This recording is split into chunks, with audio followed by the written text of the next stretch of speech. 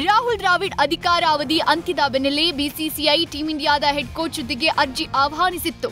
ಆರಂಭದಲ್ಲಿ ಹಲವು ಲೆಜೆಂಡ್ಗಳ ಹೆಸರುಗಳು ಮುಂದಿನ ಕೋಚ್ ಹುದ್ದೆಗೆ ಕೇಳಿ ಬಂದಿದ್ವು. ಆದರೆ ಇದ್ದಕ್ಕಿದ್ದಂತೆ ಆ ಲೆಜೆಂಡ್ಗಳೆಲ್ಲ ರೇಸ್ನಿಂದ ಹಿಂದೆ ಸರಿದ್ಬಿಟ್ರು. ಅದರಲ್ಲಿ ಆಸ್ಟ್ರೇಲಿಯಾದ ಮಾಜಿ ಕ್ರಿಕೆಟಿಗ, ಮಾಜಿ ಕೋಚ್ ಜಸ್ಟಿನ್ ಲ್ಯಾಂಗರ್ ಕೂಡ ಒಬ್ರು. ಅಸಲಿಗೆ ಟೀಂ ಇಂಡಿಯಾದ ಕೋಚ್ ಆಗಬೇಕು ಅನ್ನೋ ಅಪಾರ ಆಸೆ ಹಾಗೂ ಕನಸು ಜಸ್ಟಿನ್ ಲ್ಯಾಂಗರ್ಗಿತ್ತಂತೆ. ಹುದ್ದೆಗೆ ಅರ್ಜಿ ಸಲ್ಲಿಸಲು ಸಿದ್ಧತೆಯನ್ನು ಮಾಡಿಕೊಂಡಿದ್ರಂತೆ. ಇದರ ನಡುವೆ ಒಂದು ಬಾರಿ ಟೀಂ ಇಂಡಿಯಾ ಕ್ರಿಕೆಟಿಗ ಕೆಎಲ್ ರಾಹುಲ್ ಜೊತೆಗೆ ಮಾತನಾಡಿದ್ರಂತೆ.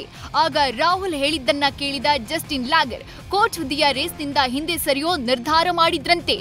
ನಾನು 4 ವರ್ಷಗಳ ಕಾಲ ಆಸ್ಟ್ರೇಲಿಯಾದ ಕೋಚ್ ಆಗಿದ್ದೆ, ಹೀಗಾಗಿ ಟೀಂ ಇಂಡಿಯಾ ಕೋಚ್ ಆಗಲು ಆಸಕ್ತಿ ಹೊಂದಿದ್ದೆ. ಇದರ ಬಗ್ಗೆ ಕೆಎಲ್ ರಾಹುಲ್ ಜೊತೆ ಮಾತನಾಡಿದ್ದೆ.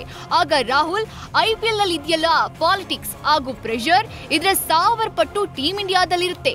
ಆ ರಾಜಕೀಯ ಹಾಗೂ ಒತ್ತಡವನ್ನ ನಿಭಾಯಿಸಬೇಕು ಅಂದ್ರು. ಆಗ ನಾನು ಕೋಚ್ ಆಗೋ ಕನಸನ್ನ ಕೈಬಿಟ್ಟೆ ಅಂತ ಲ್ಯಾಂಗರ್ ಪಾಡ್ಕಾಸ್ಟ್ ನಲ್ಲಿ ಹೇಳ್ಕೊಂಡಿದ್ದಾರೆ.